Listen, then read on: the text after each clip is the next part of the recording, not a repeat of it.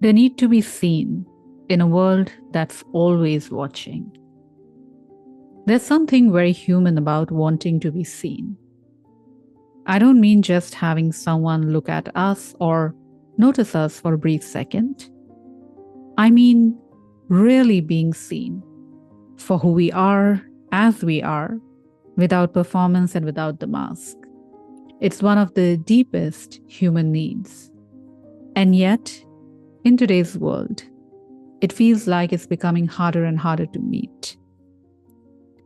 Technology has made visibility the easiest thing today. A post, a story, a reel, and suddenly hundreds or even thousands can see us.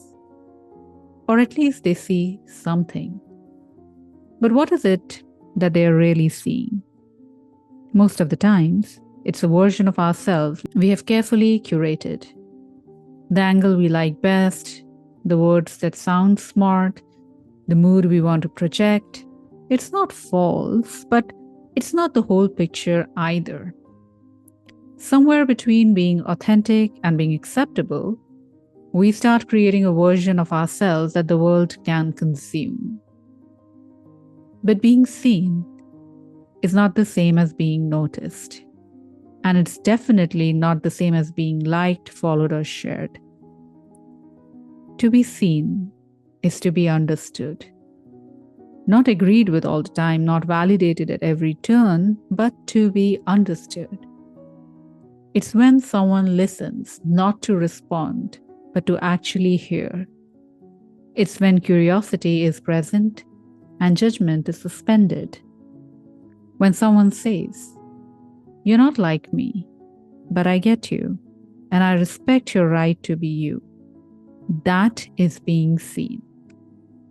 The irony is, the more we look outward for this through likes, metrics, and followers, the further away we drift from it.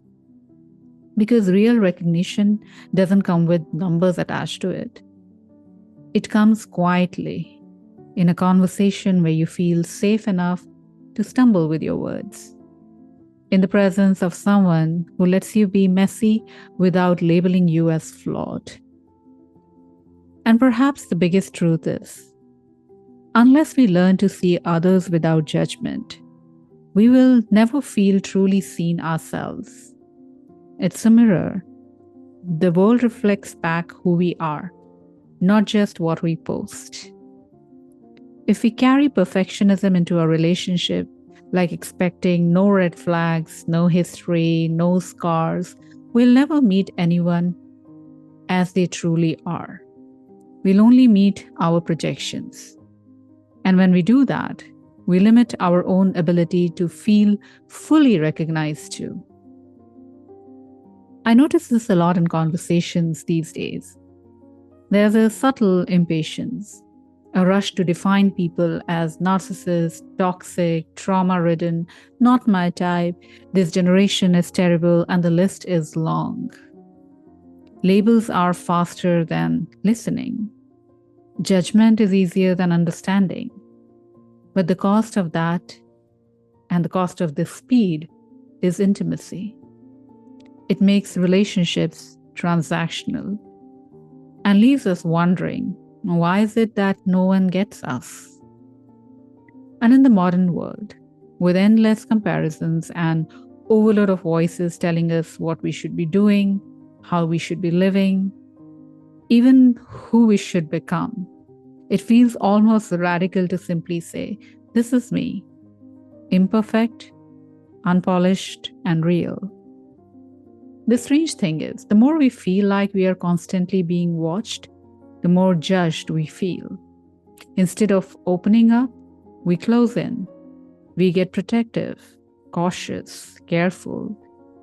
And somewhere in that performance, we burn ourselves out. We begin to resist our existence as we are. What was meant to connect us ends up doing exactly the opposite.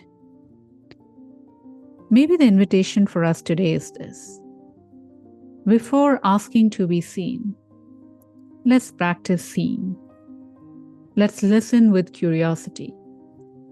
Let's allow people to be themselves without needing them to perform a role in our lives.